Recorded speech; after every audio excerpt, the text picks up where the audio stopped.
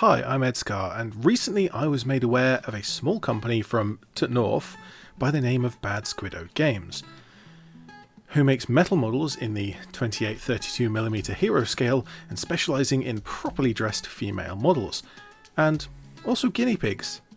Lots of guinea pigs. So naturally I wanted to buy half of their product line and stack it all on my pile of opportunity, but I can only afford so many. To decide which of the pitiful selection I was able to get I should paint first, I gave you that decision on the YouTube community tab, so naturally you chose the best model and... Wait, why would you choose... Okay, well, we'll do the best one next time. For today we will have one of the Bad Squiddo historical models from World War II, and I'm pretty sure this is the first models of that era I've ever painted, so it should be new and interesting. Specifically, I got the Russian sniper and spotter pair, and certainly I haven't painted any female soldiers with cloaks and sniper rifles recently. Something new and interesting, yes. Well, I quickly prepped the models and found very little in the way of mod lines, and overall pretty good quality, especially for such a small company. The models are moulded with pudding bases, which are fine and all, but not really my style.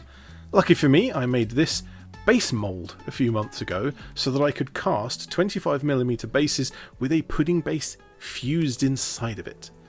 And I'll have to make a separate video about that sometime soon. I guess you could subscribe or something, I don't know.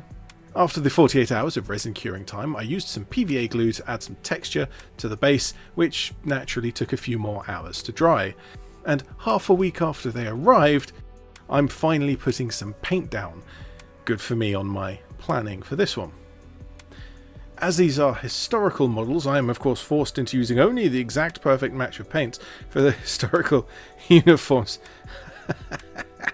No.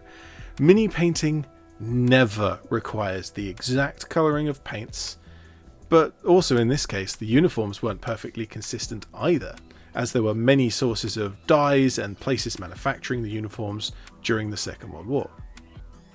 So anyway, I found two of my paints that were on either side of the colour I was after, the sort of medium to light brown and a tan. This is a variant of a painting technique that is really very easy to make both shadows and highlights, as long as you take just a little bit of care. As with most painting techniques, a good base coat is a fundamental, and this time I'm using a mix of both of the two paints that I chose, as you can go both lighter and darker with just the two original paints. Depending on how strong you want to make your highlights and how smooth your colour gradients should be, you can make several mixes in different proportions or just a few. In this case I made two mixes, and the base coat was an even mix and the first highlight was roughly 1/4-ish sort of the lighter tan. I've natterd about this for a while, so just know that I quite like this technique. It gives me the option to make a number of different looks using only a couple of paints, which not only is the cheaper option, more importantly it is a smoother, swifter and more natural way of painting. And it also leads to far better consistency. Each pot of paint has a number of pigments in different proportions, and mixing between just two paints means that whatever pigment is in each individual one, they proportionally go down to nothing through a gradient of colour. Whereas if you layer between 3 or 5 or more paints, you're introducing new pigments in different layers, and it's much harder to get a smooth gradient by doing that, and gives a much more inconsistent look overall. Moving on to the cloaks is an all too familiar process, especially as they are subdued military green cloaks. I may have painted a few of these recently, but I did resist the urge to paint a camo pattern on them. Which means that my highlights here should be a little more precise than my usual slopping about with light green. And so I took my time over both of the cloaks to make the highlights where I wanted them to be, which is on the top of each fold and wrinkle. Later on I came back to lay in some shadows using the darker green and the brown on the tan uniform.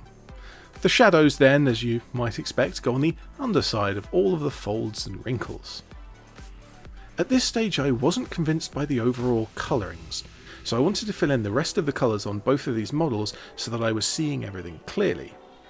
That meant doing the base, the belts and pouches, the skin and the hair. And all of this got a dark brown base coat, which provided some dark contrast to the otherwise desaturated and light painting. After I'd painted in all of those details, I refocused on the models as a whole, just to see how they looked overall. And I felt pretty happy with the cloak, but the uniform seemed a little pale, which might actually be realistic, but I chose to use a brown ink wash over the entire uniform, and also the rifle stocks, to both reinforce the shadows, but also to tint the whole colour into a slightly deeper brown. After that, I did all of the boring fine details like highlighting the metalwork and painting the faces, which was hard because both of them are behind other parts of the model. I also gave some fine highlights to the top of the uniform where the ink wash had darkened it a little too much. And of course I forgot to film putting grass and flower tufts on the base, but you've all seen that sort of thing before, I'm sure. And so here are the pair completed.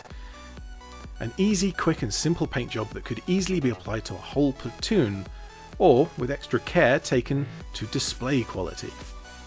I'll leave a link in the description to Bad Squiddo Games. They have a great selection of models for you to peruse, and if you do buy from them, tell them I sent you. Below the description is the comment section for anything you have to say about my painting or the models themselves, and share the video to your friends and all of that other YouTubey stuff. Tune back in when I paint the better model that you didn't choose for some reason. But for now, I'm ED-SKaR, always will be, and thank you for watching.